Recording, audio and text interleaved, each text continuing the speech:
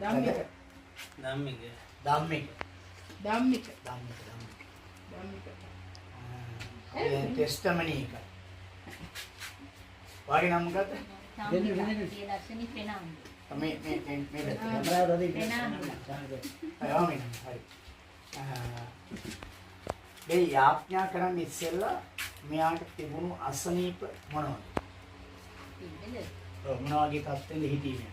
හිටියේ ඇත්තටම කාලේ යන්න බැරුව හිටියේ. කකුල් දෙක නැමුණා.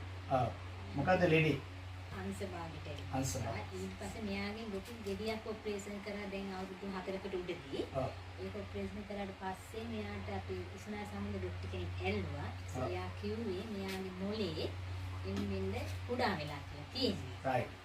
ඊට පස්සේ ඒකට බෙහෙත් දුන්නා.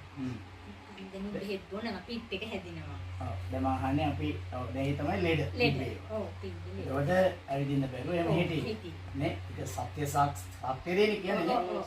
යාස්නා කරාට පස්සේ මෙයාට තියෙන සුවයන් මොනවද? සුවයන් කියන්නේ දෙයයන් දීගෙන දැන් ඇත්තටම බත් ටික අල්ලන් කනවා. තමන්ගේ වැඩ ටික කරගන්න. වෙන මොනවද තියෙන්නේ? දැන් ඔය තනියම ගිහින් යනවා. එහෙමත් යනවා දැන්. හවසට වගේ කඩේ පැත්තට උනත් යනවා. අපි යන්න දෙන්නේ නැහැ උනට යන්න පුළුවන් දෙන්නේ. බස් වලත් ගියාද? ඔව්. බස් එකෙත් ගියා. ඒතර කලින් එහෙම ඇවිදින්න බැරුව හිටියේ.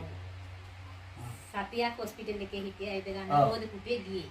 ඔයාට කොහොමද යේසුස් වහන්සේගේ සුවය දැනෙන්නේ? ඔයා කොහොමද දැනෙන්නේ? සතුටු වෙයිද? යේසුස් වහන්සේගේ සුවය ලැබුණ කවුද සුව කරේවා? යේසුස් වහන්සේ. යේසුස් වහන්සේ. යේසුස් වහන්සේ ආත්මා කරාම යේසුස් වහන්සේ තමයි සුවය. සන්තෝෂයිද? ආමේන්.